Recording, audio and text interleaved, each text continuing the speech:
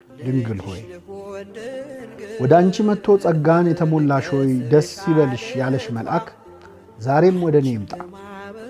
ኃጢአት ያደቀቃት በሐዘን የተዋጠች ነፍሴን ከጸጋ የተራቆትሽ ሆይ ደስ ይበልሽ ይበላት። ጌታ በእኔ ልብ እንዳይጸነስ ያለ ኃጢአት መኖርን ስለማላውቅ እንዴት ይሆንልኛል ብልም ወደ አንቺ የመጣው መንፈስ ቅዱስ ወደ እኔ በምህረት ይምጣ።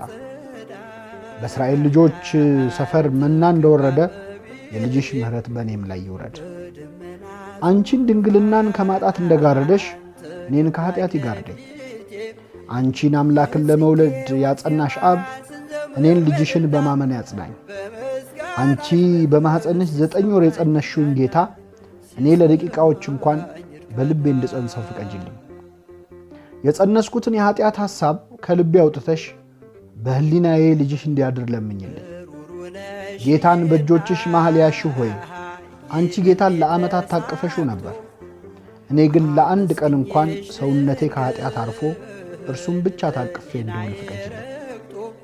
እርግጥ ነው ወደ እኔ ልጅሽን ይዘሽ ስትመጪ እንደ ቤተልሔም የእንግዶች ማደሪያ የኔም ልብ የብዙ እንግዳ ኃጢአቶች ማደሪያ ነውና ልጅሽን ለማስተኛት ቦታ የለኝም ብዬ የልቤን በር ልዘጋብሽ እችላለሁ። በሩን ብዘጋውም ግን ልጅሽ እንደሆነ በደጅ ቆሞ ማንኳኳት እንደማይሰለቸው አውቃለሁ።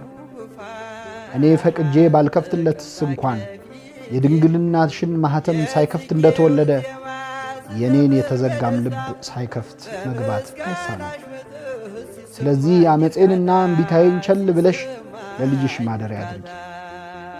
አንቺ እርሱን ከወለድሽ ወዲያ በታተመ ድንግልና ጸንተሽ እንደኖርሽ ለልጅሽ ማደሪያ ሆኜ ለሌላ የኃጢአት ጽንስ ዳግም ማደሪያ እንዳልሆን ነፍሴን አትሚልኝ።